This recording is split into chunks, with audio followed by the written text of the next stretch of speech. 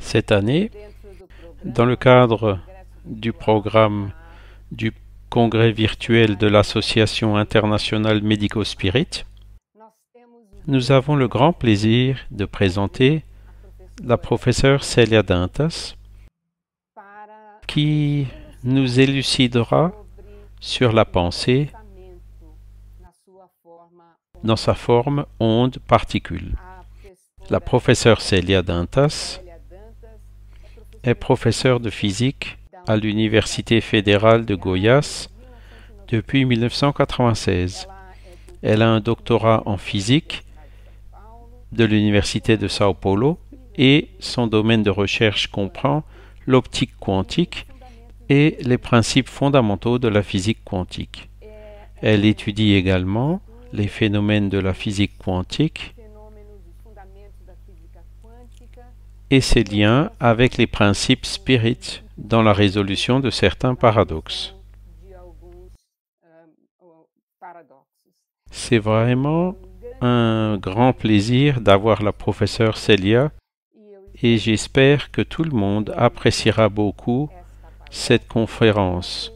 Nous aurons ensuite, dans le cadre de ce même programme, un espace pour les questions et réponses dans lequel vous pourrez envoyer vos questions à la professeure Célia. Vous avez la parole, professeure Célia Dantas. Bonjour à tous. C'est un grand plaisir d'être ici pour participer à ce deuxième congrès virtuel de médecine spirit. Malgré la pandémie, c'est le second congrès et la pandémie est toujours en cours. Je tiens à remercier Sonia Doi, présidente de l'EM International, pour l'invitation. C'est un grand honneur pour moi d'être ici, professeur. Eh bien, notre présentation parlera de la pensée dans sa dualité onde-particule et je vais structurer la présentation de la manière suivante. D'abord, je vais parler de quelques principes de la physique quantique, un survol très rapide, se concentrant principalement sur la dualité onde-particule, qui est ce que nous allons utiliser comme outil. Puis, je parlerai de la pensée et rapidement du paradigme esprit-cerveau. Qu'est-ce que la pensée? Comment elle fonctionne? Quelles sont les parties du cerveau impliquées? Et les types de pensée que nous avons selon la doctrine spirit, et ainsi de suite. Ce sera la séquence de notre présentation. Donc, faisons une brève revue de la physique quantique. À la fin du XIXe siècle, la physique classique était très bien établie. On savait comment les particules se comportaient, on savait très bien comment les ondes se comportaient, la particule était une chose et l'onde était autre chose, séparée. On pensait qu'il n'y avait pratiquement rien d'autre à faire. Les principaux problèmes étaient déjà résolus.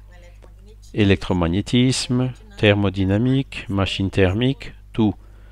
Lord Kelvin nous a légué dans une citation qui dit ceci: « La physique est un ciel bleu avec de petits nuages à l'horizon. » Néanmoins, ces petits nuages à l'horizon, auxquels il faisait référence, étaient des problèmes qui ne pouvaient être résolus, mais n'empêchaient pas le progrès de la science, de la physique en particulier.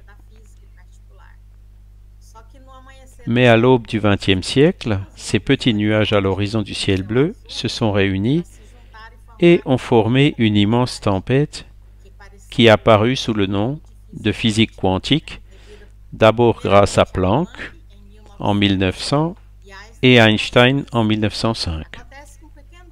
Il s'avère qu'il y avait un petit problème qui attirait l'attention et qui était lié au rayonnement à l'intérieur d'une cavité, qui a entraîné une nouvelle façon de voir le monde. La physique quantique peut être considérée comme la plus grande révolution philosophique du XXe siècle. C'est donc Planck qui, en 1900, par ses travaux pionniers, a entraîné l'émergence de la physique quantique, qui est contraire à notre intuition, à l'intuition des phénomènes, et qui, pour cela, peut donc être considérée comme la plus grande révolution scientifique et philosophique du siècle dernier. Ce problème qui s'est posé, qui a donné naissance à la physique quantique, était associé au rayonnement du corps chaud, du corps noir. Admettons que nous ayons une boîte fermée dans laquelle il y a des énergies, un corps chaud qui émet un rayonnement. Puis, on fait des expériences et selon la théorie, cela devait donner une courbe plus ou moins de ce genre. Cette ligne pointillée ici. Alors que l'expérience montrait une courbe comme celle-là. La théorie et l'expérience concordaient pour les petites longueurs d'onde, pour les basses fréquences, mais en passant ici aux hautes fréquences, qui sont l'ultraviolet, car le spectre électromagnétique va de l'infrarouge passant par cette gamme considérée comme la lumière visible et allant jusqu'à l'ultraviolet,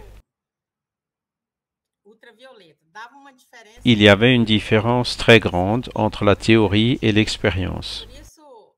Pour cette raison, et parce que personne ne pouvait résoudre cette question, elle est connue dans la littérature comme la catastrophe de l'ultraviolet. La différence est la suivante. Ce rayonnement dans la cavité était considéré comme une valeur donnée, c'est-à-dire une valeur que nous appelons continue. On peut associer à cela à une rampe où vous avez une valeur donnée. Ce que Planck a fait pour essayer de résoudre ce problème de la catastrophe ultraviolette, c'est qu'il a émis la théorie que le rayonnement dans la cavité ne pouvait avoir n'importe quelle valeur, des valeurs continues d'énergie, mais qu'il ne pouvait avoir que quelques valeurs discrètes, que nous représentons ici par un escalier. Aujourd'hui, considérés comme des nombres naturels, 1, 2, 3, qui sont des valeurs de nombres entiers. Ainsi, l'énergie est décrite comme étant proportionnelle à la fréquence d'une constante qui fut nommée constante de Planck. Comme cette énergie ne peut avoir que quelques valeurs, elle ne peut avoir que quelques fréquences et quelques longueurs d'onde. Donc, lorsque Planck a fait ses calculs, il a réussi à résoudre le problème. En principe, la physique allait maintenant être un ciel vraiment bleu et même ces petits nuages disparaîtraient. L'idée de Planck est la suivante. Nous savons que lorsque nous avons des ondes appelées ondes stationnaires, comme les cordes d'une guitare, que vous attachez aux deux extrémités, alors il ne peut y avoir que deux modes normaux de vibration, que quelques modes normaux. Il n'y a que certaines fréquences, certaines longueurs d'onde, qui sont les harmoniques.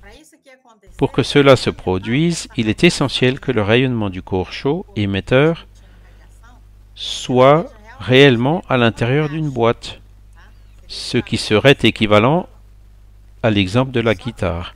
Mais Einstein, un jeune homme de 23 ans à l'époque, est arrivé à la conclusion que ce résultat de la quantification de l'énergie ne dépend pas du fait qu'elle est dans une boîte, que la nature était ainsi. Il a alors proposé ceci,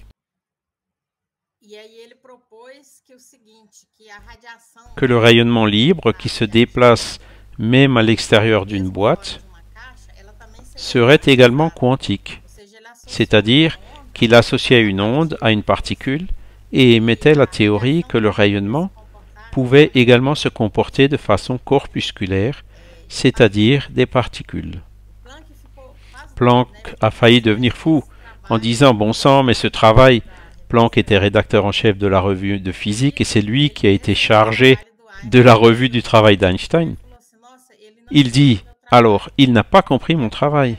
Tout ce qui se passe dans ce cas est du fait que le rayonnement est à l'intérieur d'une boîte permettant d'expliquer la quantification de la fréquence et de l'énergie. Mais à l'extérieur de la boîte, ce n'est pas possible. » Mais Einstein a expliqué que c'était possible, que l'énergie semble être un continuum, mais en vérité, elle est formée de petites particules qu'il a appelées photons.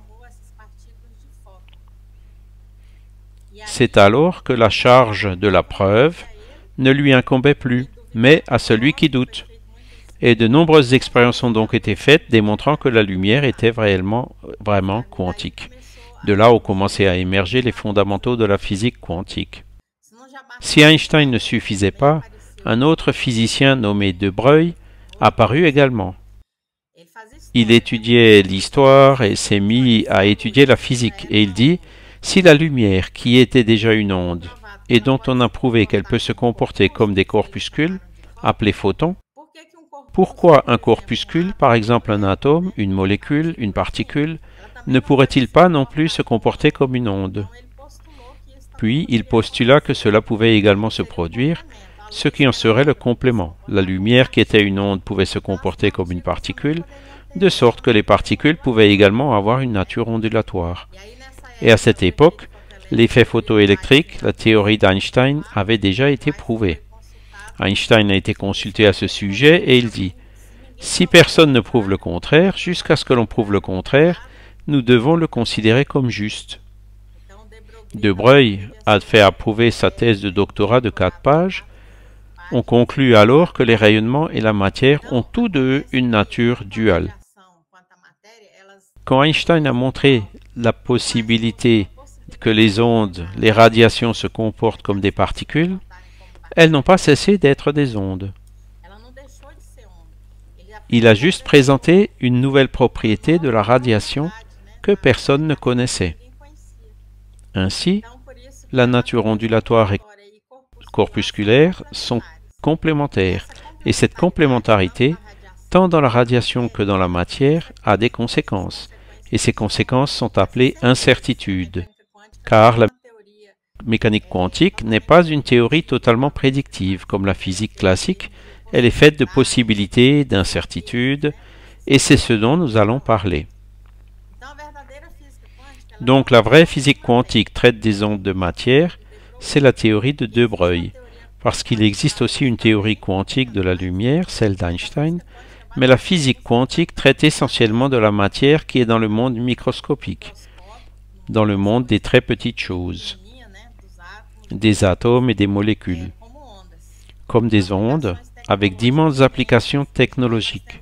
De nos jours, nous avons le microscope électronique, qui est basé sur l'utilisation de l'électron comme étant une onde, et qui a une résolution beaucoup plus élevée que le microscope optique qui utilise la lumière. De Broglie a proposé que l'électron, par exemple, particule de petite masse, peut se comporter comme une onde, et la longueur d'onde que nous appelons lambda est donnée par h, qui est la constante de Planck, sur p, qui est le moment linéaire, qui est la masse multipliée par la vitesse. Donc, c'est ceci la physique quantique, les particules ou les ondes, que nous pouvons appeler ondicules, ondes-particules, ondes mélangées à la particule, elles ont intrinsèquement une nature duale et peuvent se comporter comme une onde ou comme une particule. Ce qui fait qu'une ondicule se comporte comme une particule ou comme une onde, c'est la façon dont vous faites l'expérience. En physique quantique, beaucoup ont entendu parler du rôle de l'observateur qui, avec l'objet, forme le système complet. Mais cet observateur est en fait le type d'expérience auquel l'ondicule est soumise. Comme celui qui fait l'expérience est l'observateur, par exemple, si vous avez une ondicule, que vous la jetez ici dans une chambre à bulles, elle entrera en collision avec les molécules de gaz et laissera une trace. Par la trace, vous avez sa nature de particule. Vous voyez où elle va, sa trajectoire. Si vous faites une expérience du type à double fente, où vous allez la lancer ici, elle va se comporter comme une onde, parce qu'elle va se diviser ici. Une partie de l'onde passe dans une fente, une autre partie de l'onde passe dans l'autre fente. La recomposition des deux ondes donnera un effet d'interférence caractéristique de l'onde. Ainsi, l'expérience invoquera la nature ondulatoire ou de particules. Mais avant qu'une mesure ne soit faite, il s'agit d'une ondicule. Intrinsèquement onde et particules, avec des propriétés d'onde et de matière. Par exemple, un objet quantique comme un électron peut être en même temps à plus d'un endroit, car si l'électron se comporte comme une onde, l'onde n'est pas une chose localisée. L'onde représentant l'électron est appelée onde de probabilité et est différente d'une onde mécanique. Mais imaginons une onde mécanique juste pour comprendre. Elle n'a pas la nature de l'électron. Une onde mécanique se produit lorsque vous jetez un caillou dans un lac et formez ces cercles. Donc tout cela, les cercles sont les ondes, mais l'électron sera ici et là. Il n'est pas localisé, il est à plus d'endroits à la fois. Et qu'est-ce que l'effondrement de l'onde? Nous ne pouvons pas dire qu'un objet se manifeste ici en réalité dans l'espace-temps avant que nous ne l'observions comme une particule. Donc, si l'électron est une particule, si je calcule en mécanique quantique, si je le dépose ici dans mon bureau, il pourrait être n'importe où dans la pièce, et donc, je ne peux pas vous dire exactement où il se trouve. Je peux dire que la probabilité qu'il soit là, près du canapé, est plus élevée parce qu'il aime regarder les feuilletons. La probabilité qu'il soit dans l'évier est plus faible parce qu'il n'aime pas faire la vaisselle. Mais il y a une probabilité qu'il soit en chaque endroit. Ce n'est que si je fais une mesure que je le localise.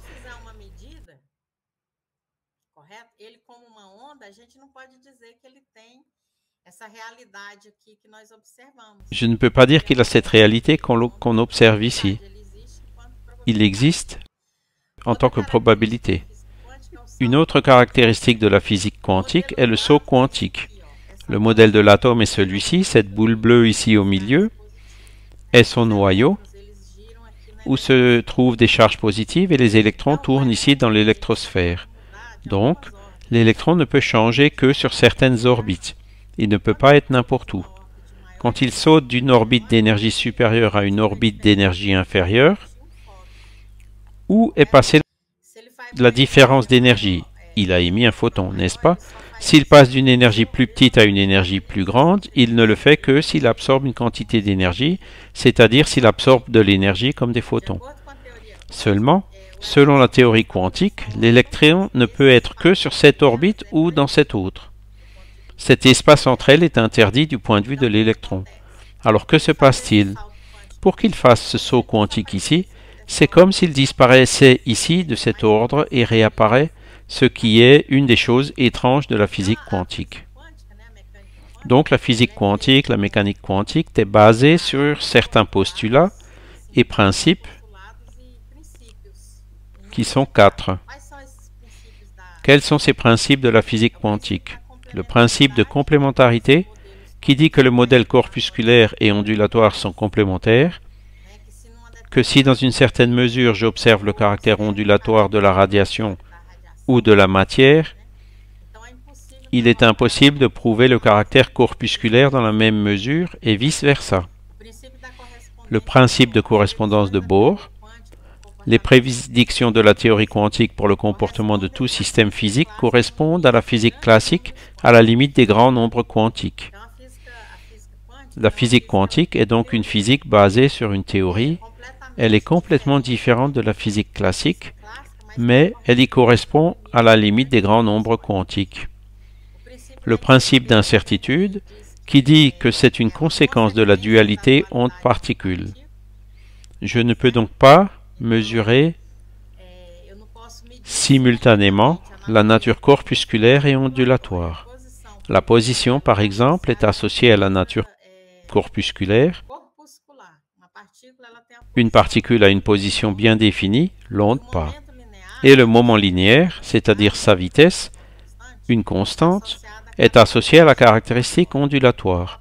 Alors l'ondicule n'est ni onde ni particule. L'erreur dans la mesure de la position et du moment génère cette incertitude ici. Delta x et delta p sont des erreurs, ce qui signifie que vous n'observerez jamais simultanément la nature corpusculaire et ondulatoire. Et il y a le principe d'exclusion de Pauli qui dit qu'il ne peut y avoir plus d'un fermion occupant le même état quantique. Par exemple, l'électron est dans les orbites. Dans chaque orbite, il est à l'état quantique. S'il saute d'une orbite à l'autre, il sort d'un état quantique vers un autre. Les fermions sont les particules semblables à l'électron. Lorsque vous étudiez le monde des particules fondamentales, vous pouvez répartir toutes les particules qui existent en deux types, appelés fermions et bosons. Les fermions sont caractérisés par le fait d'avoir un spin moitié et les bosons un spin entier. Puis, lorsque nous utilisons ce principe, j'expliquerai mieux ce que cela signifie. Ainsi, les incertitudes sont une conséquence de la dualité onde-particule, du fait que l'on ne peut pas associer seulement une nature ondulatoire ou corpusculaire aux particules.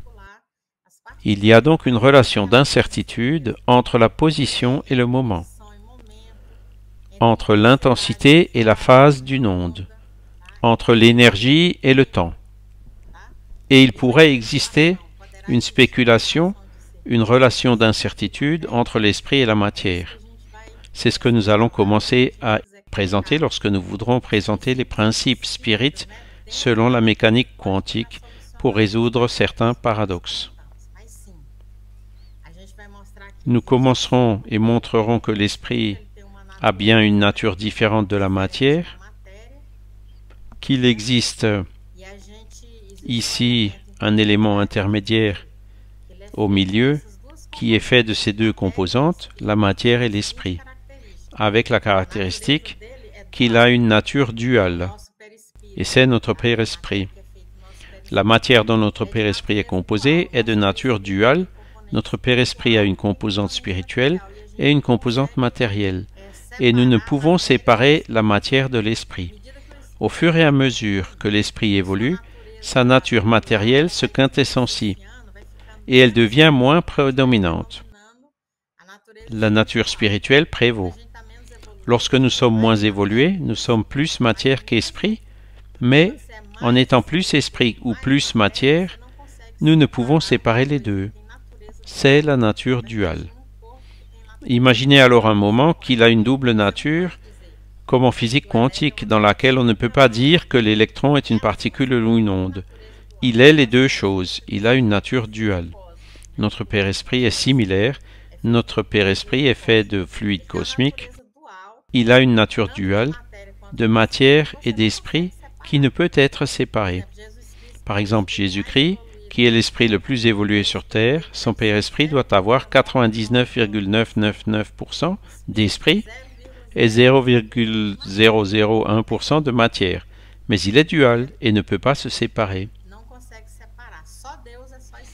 Seul Dieu est la pureté absolue. Regardons alors la physique classique par rapport à la physique quantique. Les principales différences entre les théories classiques et quantiques sont que la théorie classique a une forte objectivité. Vous lâchez une particule ici et vous savez où elle va, à quelle vitesse, d'ici 1 minute, 2 minutes, 3 minutes. Tout est défini. En physique quantique, aucune particule n'a cette objectivité. Elles sont décrites en termes d'ondes, de possibilités, le déterminisme causal. La physique quantique vit d'incertitude et de complémentarité, ce qui signifie que rien n'est défini, que tout peut changer.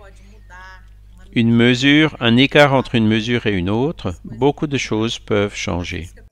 En physique quantique, la nature des particules, les mesures sont locales. En physique quantique, elle est non locale.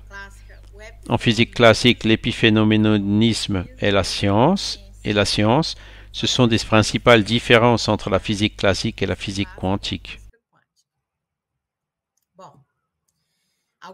Certains de ces concepts dont nous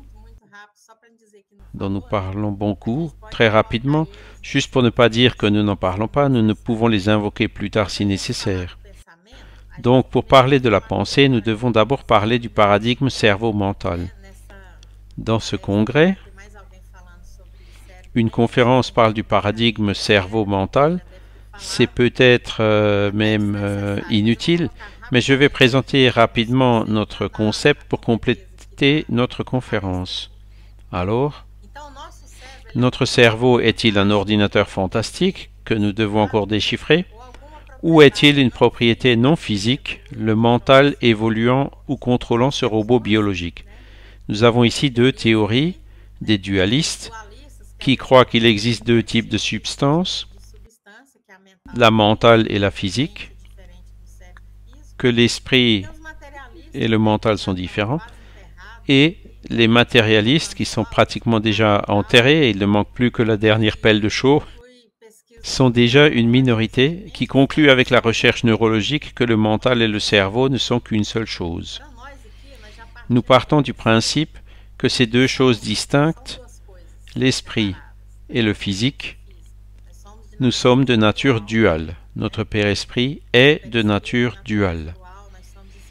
Et nous sommes esprit et matière.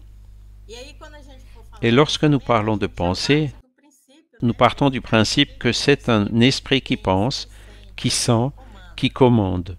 Le corps et les organes ne servent que d'instruments de sa manifestation, de la manifestation de l'esprit, et que le corps cesse d'exister dès que l'esprit s'en retire. Tant que cet esprit continue à remplir toutes les fonctions qu'il avait lorsqu'il était lié au corps, telles que l'intelligence, la volonté, la mémoire, la conscience, et cela à un degré encore plus élevé, puisque l'esprit n'est plus limité par sa prison de chair, car même à l'état d'esprit, il continue d'avoir un corps, qui est le Père Esprit. Quand nous sommes incarnés, nous avons juste un corps en plus. Il y a donc peu de changements lorsqu'on n'enlève qu'un seul habit. Nous partons du principe que la pensée n'est pas une sécrétion du cerveau, comme la bile est une sécrétion du foie. Le corps n'existe que pour que l'esprit se manifeste, et nous partons du principe que leurs corps ont leur double, même les objets matériels.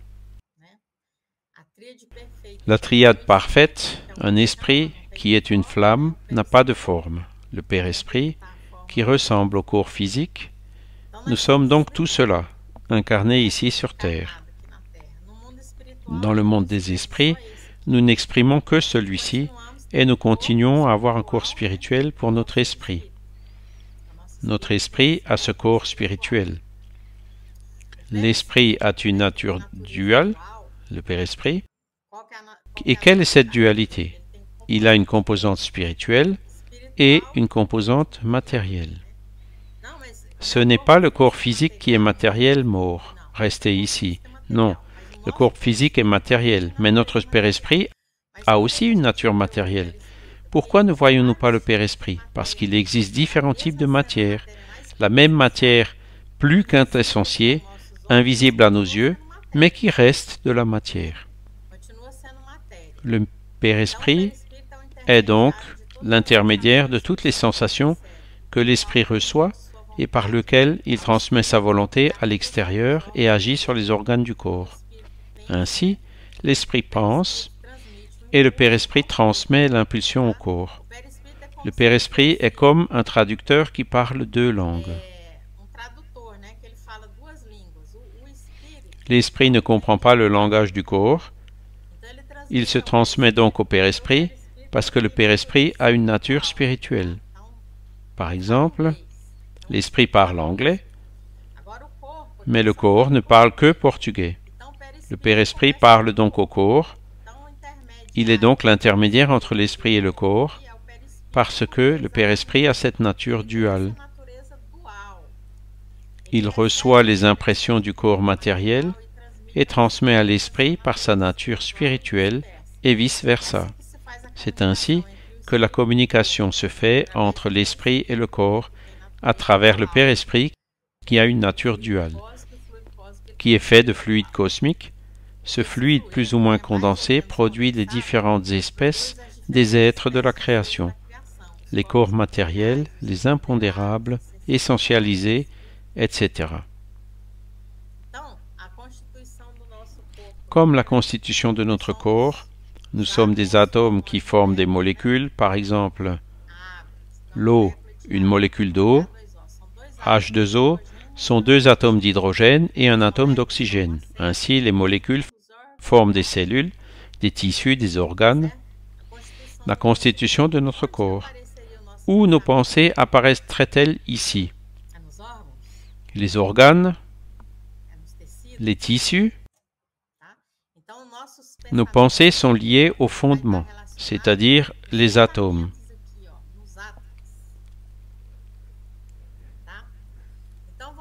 Imaginons donc l'atome ici qui est essentialisé, en rappelant que les molécules sont faites d'atomes.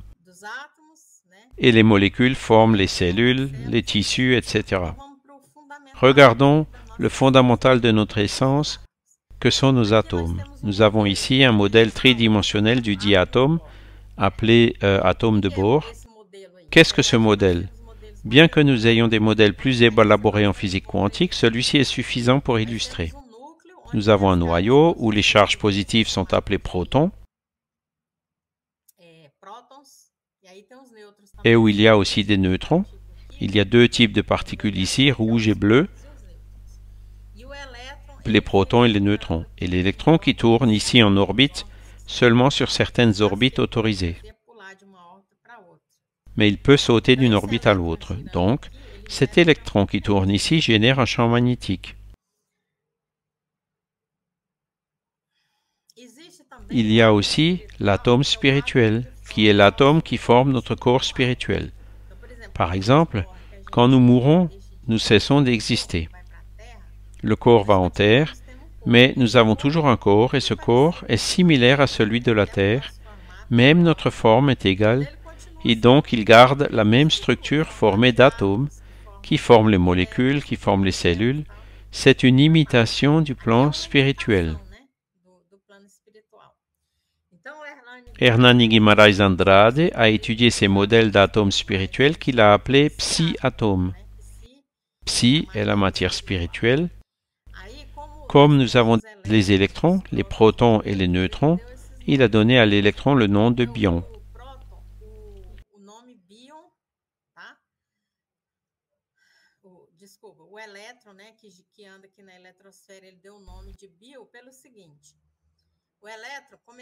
L'électron qui est ici dans l'électrosphère en mouvement, il est appelé courant électrique. La charge mobile est un courant. Les courants électriques génèrent un champ magnétique. Donc cet électron génère un champ magnétique et cet électron spirituel ici, étant une charge spirituelle en mouvement, est un courant qui génère également un champ. Et l'un des travaux que Hernani Guimarães a fait était d'essayer de mesurer ce champ qu'il a appelé champ biomagnétique. C'est un champ qui, bien qu'il soit susceptible d'être mesuré parce qu'il a obtenu plusieurs résultats positifs, il est beaucoup plus faible que le champ physique, difficile à percevoir. Il a donc mesuré ces champs biomagnétiques et c'est pour cela qu'il a appelé bion cet électron spirituel. Les protons qu'il appelait de perceptons et les neutrons intellectons.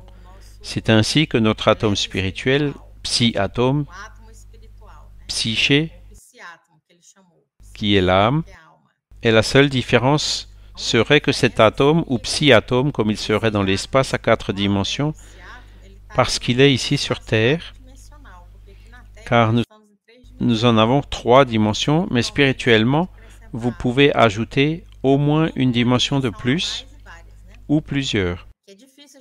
Il nous est difficile d'imaginer ce qui serait une 4e dimension. Nous n'en avons pas le sens, mais piégé ici en 3 dimensions, de comprendre ce qu'est une 4e dimension. Mais imaginez ceci. Si une personne vivait dans un monde plat, à 2 dimensions, comment on lui expliquerait la 3e dimension, si elle est piégée dans les 2 dimensions? Ce n'est pas compliqué du tout. C'est une dimension ici, un axe, mais il en manquerait le sens propre. De la même matière, nous manquons de ce sens propre pour essayer de comprendre une dimension au-delà de ces 3. Par conséquent, le modèle tridimensionnel de l'atome spirituel sont des bions tournant autour du noyau et formant des couches quadridimensionnelles environnantes. Dans le livre La Genèse, chapitre 11, item 18, il est écrit « Lorsque l'esprit doit s'incarner dans le corps humain en voie de formation, Une liaison fluidique se lie au germe qui l'attire par une force irrésistible. Sous l'influence du principe vital matériel du germe, le Père-Esprit s'unit, molécule à molécule, au corps en formation. Ainsi, lorsque nous nous réincarnons, notre corps spirituel est miniaturisé et arrive dans le vital matériel.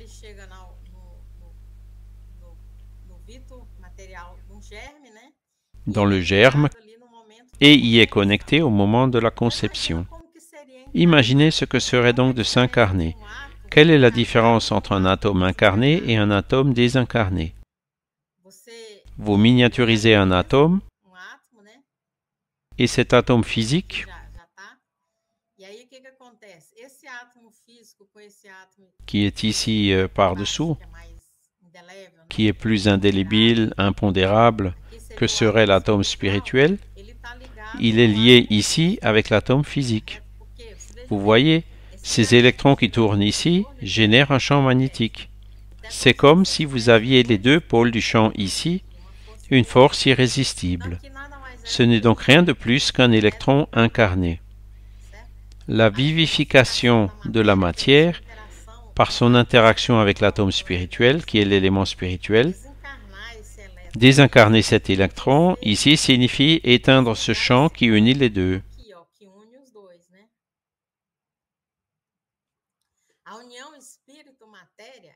L'union esprit-matière se fait de champs. Il n'y a pas d'interpénétration de l'esprit avec la matière. L'influence mutuelle entre les deux se fait toujours par l'interaction entre les champs et jamais par l'impact direct. Je parle de ces questions ici afin que nous puissions passer à la question de la pensée. Comment fonctionne-t-elle? Où se produit la pensée? Quel est le lien avec tout cela? Lorsque nous nous réincarnons, notre Père-Esprit est miniaturisé. Il est connecté atome à atome, molécule à molécule à notre corps en formation. Et il finit par fonctionner comme un moule, parce qu'il y a un Père-Esprit qui n'a été que miniaturisé.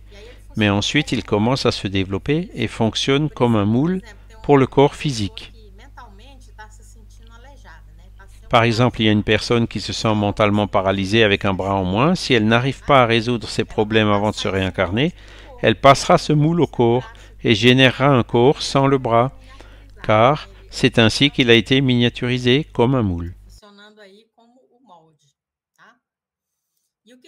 Et qu'est-ce que cela a à voir avec notre pensée? Il existe plusieurs modèles qui tentent d'expliquer à quoi ressemble la pensée, où elle se produit dans le cerveau. Ce dont je vais parler ici, c'est le modèle que j'utilise, que j'ai travaillé avec la docteure Marlène, qui est le modèle de Hameroff-Penrose, les deux principaux modélisateurs de la conscience quantique. L'étude de Hameroff, anesthésiste, et directeur du Centre d'études de la conscience à Tucson, en Arizona, et de Roger Penrose, physicien d'Oxford, qui a remporté le prix Nobel en 2020 pour les travaux qu'il a développés, bien avant qu'il ne s'intéresse à la conscience pendant sa jeunesse, mais le prix Nobel n'a été attribué qu'en 2020. Roger Penrose, en partenariat avec Hameroff, a formulé un modèle spécifique et a cherché à localiser les structures cérébrales où se produisent les effets quantiques qu'il appelle la conscience, la pensée. Leur idée est que la conscience pourrait émerger comme un état quantique macroscopique à partir d'un certain niveau critique de cohérence des événements se produisant dans certaines structures sous-neurales, qu'il a appelées microtubules, qui composent le squelette neuronal. Les ingrédients essentiels du modèle sont les suivants. Le neurone est une cellule hautement spécialisée dans la transmission d'informations sous forme d'influx nerveux.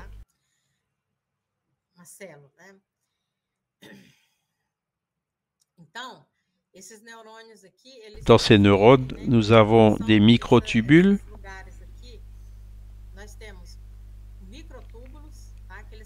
formés ici de deux molécules appelées tubulines. Il y en a deux représentées ici en vert et une autre en jaune. elles forment des tubes que nous appelons microtubules. Les tubulines sont des sous-unités des microtubules, comme si les tubulines étaient des briques d'une citerne. Elles sont couplées par des événements quantiques internes et interagissent les unes avec les autres en coopération. Elles forment donc un microfilament. La tubuline contient encore une autre structure qui est une poche hydrophobe à travers laquelle nous quittons le plan biochimique et considérons le niveau physique proprement dit. Dans ce sac se trouvent les états quantiques des électrons parce que ces tubulines sont des molécules formées d'atomes et les atomes, comme nous avons vu,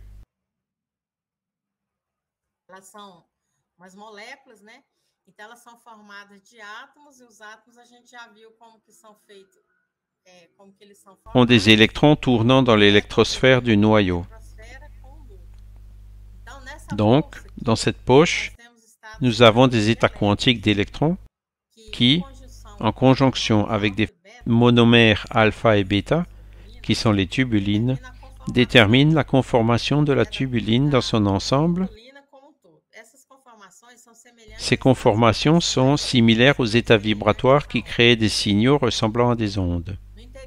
À l'intérieur du microtubule, il y a une substance aqueuse appelée eau ordonnée qui isole l'activité oscillatoire des électrons dans les poches. L'eau ordonnée empêche l'apparition au niveau quantique de la décohérence environnementale. C'est à ce point et dans cette structure que, pendant le processus préconscient, se produit un processus de calcul qui est en superposition quantique avec les microtubules jusqu'à ce qu'un effondrement élevé se produise. À la superposition quantique des électrons dans la poche s'enchevêtre la quantique et en ascendance avec les autres structures supérieures dont elle commande le fonctionnement, à savoir le microtubule dans son ensemble, les synapses des neurones en réseau, culminant au plan phénoménologique dans la perception ou la conscience. La base d'un tel enchevêtrement est supposée être le phénomène physique connu sous le nom de condensation de Bose-Einstein dans le gaz quantique. Puis, à ce moment-là, la personne a une conscience. Donc, en somme, expliquer tous ces détails nécessite un long séminaire, mais nous pouvons résumer ce qui suit. Il y a plusieurs électrons dans ces microtubules, et cette conscience, selon le modèle de Hameroff-Penrose, le physicien et le médecin, signifiant ce qui suit, tous les électrons, et ce sont de nombreux électrons, sont dans le même état quantique. Je ne sais pas si vous vous souvenez du quatrième principe de la physique quantique, qui dit que nous ne pouvons mettre plus d'un électron dans le même état quantique parce que l'électron est une particule appelée fermion. Il a un spin moitié. En fait, rien n'empêche de les mettre tous dans le même état quantique. L'état normal est de mettre ces particules dans chaque état. Alors, chacune de ces lignes horizontales ici est un état quantique. Vous ne pouvez avoir qu'un électron dans chaque état quantique. Par contre, les particules que nous appelons les bosons peuvent être placées toutes dans le même état quantique. Cet état ici est appelé le cinquième état de la matière. Il est différent du solide, du liquide, du gaz, du plasma. Il a été proposé théoriquement par Bose et Einstein a travaillé à ses côtés.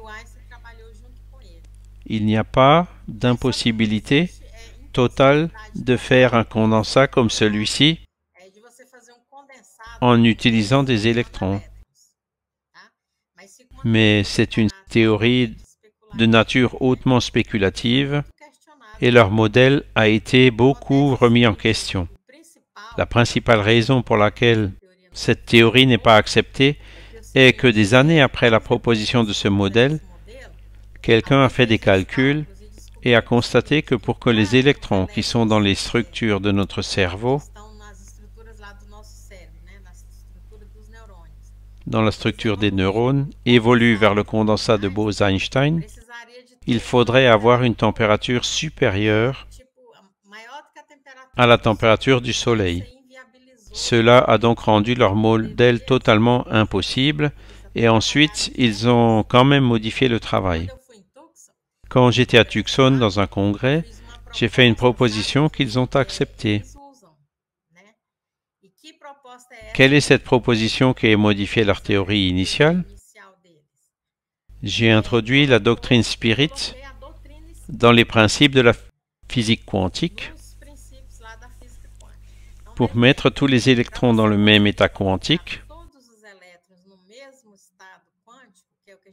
qui est ce que nous appelons le condensat de Bose-Einstein, où le modèle dit que la conscience émerge. Il faudrait un séminaire juste pour détailler tout cela. Les électrons devraient être des particules du type boson dont la caractéristique est un spin entier. Donc, dans le modèle de Hameroff-Penrose, il n'existe que l'atome physique. Il n'existe que l'électron physique. Et cet électron a un spin moitié. Donc c'est un fermion, et on ne peut facilement, sauf en atteignant la température du Soleil, les mettre tous dans un même état quantique et former le 15e état de la matière de Bose-Einstein, où l'on aurait la conscience. Néanmoins,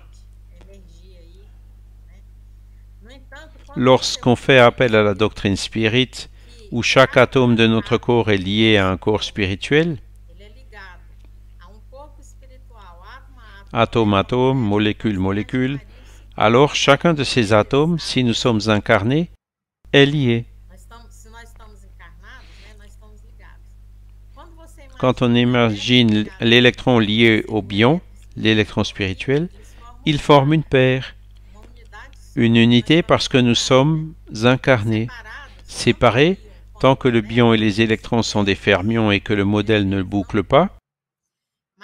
Mais si vous les considérez comme une paire, comme on l'a vu dans plusieurs études, la paire de Cooper par exemple, ce sont des bosons.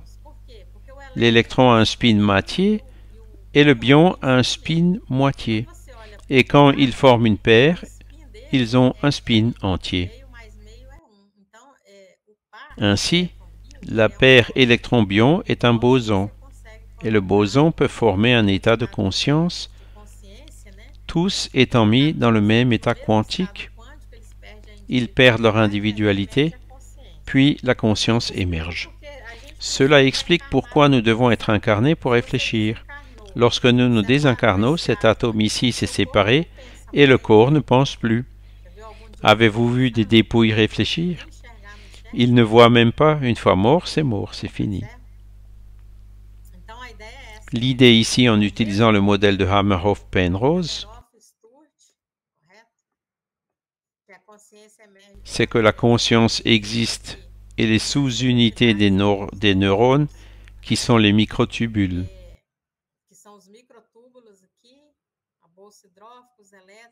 Ici, le sac d'hydrophobe, les électrons et tout émerge dans un condensat et la conscience apparaît à ce moment-là. Elle n'apparaîtra que si l'électron est incarné et s'il y a un esprit attaché ici. S'il n'y en a pas, il n'y a pas de conscience. Le cerveau est donc quantique et leur modèle est bon. Mais ce qui commande, le commandant, c'est l'esprit. Sans l'esprit, l'électron n'a plus sa petite paire, il ne devient pas boson et il n'y a pas de conscience, il n'y a pas de condensat de Bose-Einstein. Mais étant incarné, notre corps physique étant lié à un corps spirituel, atome-atome, molécule-molécule, nos pensées émergent et, je le répète encore, ce qui pense est l'esprit, ce qui veut est l'esprit, il se manifeste par le Père-Esprit, qui est l'intermédiaire qui transmet au corps et vice-versa. Donc, c'est l'esprit qui pense, notre pensée est une onde mentale magnétique. Toute onde a une fréquence particulière. Donc, Toutes les pensées ne sont pas identiques. Les personnes qui ont des pensées vulgaires ont un type de pensée. La personne éclairée qui pense à résoudre des problèmes de l'humanité a un autre type de pensée. Chaque pensée a sa fréquence. Chaque onde a une fréquence qui est son empreinte digitale. Elle ne change pas après la génération de l'onde. Nous devons donc faire attention à nos pensées, car une fois émises, cette fréquence ne change plus. Vous pouvez changer votre façon de penser et émettre une autre onde, mais celle générée auparavant est déjà dans l'environnement et vous en êtes responsable. Son énergie est liée à la fréquence. Plus cette fréquence de l'onde est élevée, plus l'énergie est élevée. Dans le cas des ondes électromagnétiques, la lumière par exemple, qui sont générées par des vibrations de charge électrique, la vitesse de propagation de celle-ci dans le vide est de 300 000 km par seconde. Les ondes mentales sont également des ondes électromagnétiques. André Louise les appelle ondes mentales magnétiques. Elles ont également une nature duale onde-particule et se propagent dans l'espace, dans le temps, mais à une vitesse beaucoup plus élevée que la vitesse de la lumière. Nous avons donc notre atome spirituel, notre électron spirituel, aussi appelé bion. Quand il saute d'une orbite à l'autre, il émet, s'il s'agit d'un atome physique, un photon, et s'il s'agit d'un atome spirituel, il émet un photon plasma. En émettant une idée, qui est une onde mentale magnétique, nous commençons à refléter celle qui lui ressemble. Cette idée se corporifiant rapidement avec une intensité correspondant à notre insistance à la soutenir, en nous maintenant spontanément en communication avec tous ceux qui partagent la même façon de sentir. C'est l'effet d'assimilation des ondes mentales. Le halo vital ou l'aura de chaque créature reste tissé de courants atomiques subtils, des pensées qui lui sont propres ou habituelles, parce que la caractéristique de l'être humain est qu'il émet continuellement des pensées. Quand sommes-nous passés de la phase animale à la phase hominale? Lorsque nous commençons à émettre une pensée continue. Nous n'arrêtons pas de penser. Et les animaux ont la pensée fragmentée. Ces forces en constant mouvement sont synchrones ou en état d'agitation par des impulsions de la volonté, établissent pour chaque personne une onde mentale qui lui est propre. Dites-moi ce que vous pensez et je vous dirai qui vous êtes. Dans ce livre que j'aime beaucoup, c'est un livre qui parle beaucoup de physique, intitulé « Mécanisme de la médiumnité », au chapitre 4, intitulé « Matière mentale », André Louise parle de certaines choses concernant la pensée que j'ai trouvé intéressantes à présenter ici pour conclure. Il est dit ici que notre pensée est associée au mouvement des particules de notre atome spirituel. Il est dit, dans une position vulgaire, accommodée aux impressions ordinaires de la création humaine normale, les atomes mentaux entiers, régulièrement excités dans la sphère des pensées, produiront des ondes très longues ou de simples soutiens de l'individualité, correspondant au maintien de la chaleur. Donc, certains types de pensées sont dus à l'atome en tant que générateur. Quand il dit que ce sont de très longues ondes, cela signifie qu'il s'agit de fréquences très basses, car la fréquence est inversement proportionnelle à la longueur d'onde. Quand la fréquence est très élevée, la longueur d'onde est très petite. Lorsque la longueur d'onde est très grande, c'est souvent une pensée sans profondeur. Je pense que je vais préparer une sucrerie. Il dit donc que ce genre de pensée ne correspond qu'au maintien de la chaleur, mais nous pensons continuellement. Et si les électrons mentaux sont les électrons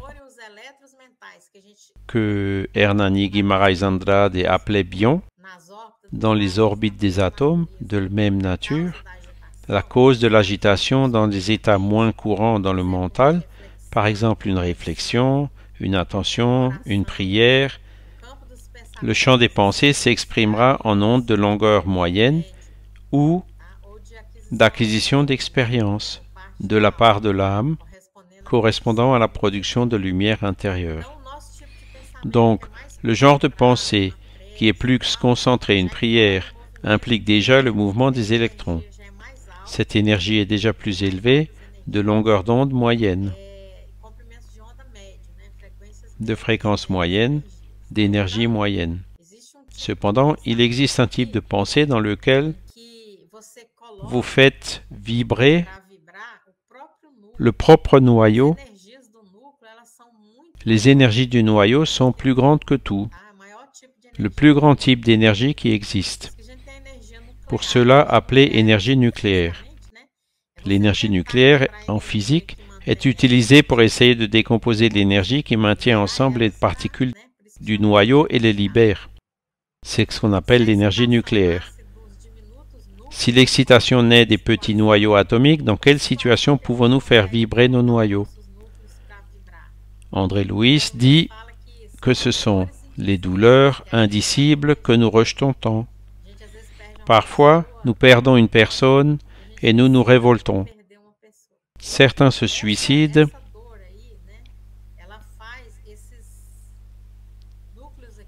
Ces noyaux ici, ils se séparent, ils bougent.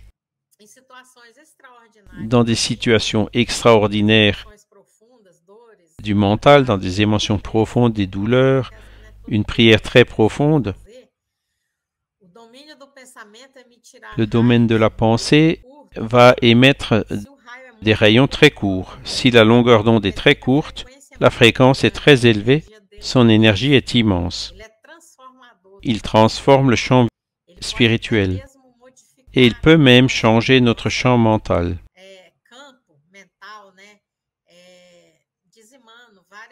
Emmanuel dit que dans diverses maladies qui nous affectent, nettoyer serait équivalent à des rayons gamma spirituels. Ceci est capable de modifier notre champ mental. Dans certaines conditions physiques, la personne sort parfois pour méditer, pour faire une retraite, pour arriver à atteindre l'état dans lequel elle peut avoir cette élévation, et cela change complètement son champ mental. Cela se produit alors au niveau de l'atome. Mais il y a trois conditions. Mettre l'atome dans son ensemble en vibration, ce qu'est la pensée superficielle, mettre les électrons en vibration, ce qui génère de l'attention, et dans certaines conditions très rares, nous arrivons à mettre les noyaux eux-mêmes en mouvement et à générer une pensée capable de modifier tout notre intérieur et l'environnement dans lequel nous nous trouvons. Selon Descartes, le philosophe, l'essence de l'homme, c'est la pensée. Voyez combien il est en accord avec Allan Kardec. Allan Kardec dit que la phase nominale se produit lorsque nous commençons à émettre une pensée continue. Je suis un être qui pense, c'est-à-dire qui doute, qui affirme, qui ignore, qui aime, qui déteste, qui veut, qui ne veut pas, qui imagine et qui ressent. C'est pourquoi Descartes a dit « Je pense donc je suis ». Ceci est une poésie d'Adelino Fontoura Chaves, psychographiée par Chico Xavier, le poème intitulé « Voyage ». J'étais atome vibrant entre les forces de l'espace, dévorant les amplitudes dans une attente longue et anxieuse. Particule, j'ai atterri. Incarcéré, j'ai été infusé dans la mer et dans des tas d'algues. Pendant des siècles, j'ai été une plante en mouvement limité. J'ai souffert en hiver et aimé au printemps. Puis j'ai été animal dans l'instinct de la bête. J'ai trouvé l'intelligence et ai avancé pas à pas. J'ai longtemps gardé l'expression des gorilles, mais tant plus de foi dans les mains et plus de lumière dans les pupilles, luttant et pleurant pour enfin les comprendre. Maintenant, l'homme que je suis, par le forum divin, je vis de corps en corps pour forger le destin qui me conduira à dépasser l'éclat des étoiles. Beaucoup de nostalgie de la docteure Marlène, notre éternel mentor spirituel et physique, et que Jésus bénisse la planète qui traverse toutes ces turbulences. En particulier, je demande beaucoup de prières pour le Brésil qui est dans le besoin. Merci beaucoup à tous pour cette opportunité et pour m'avoir écouté. C'est un plaisir d'être ici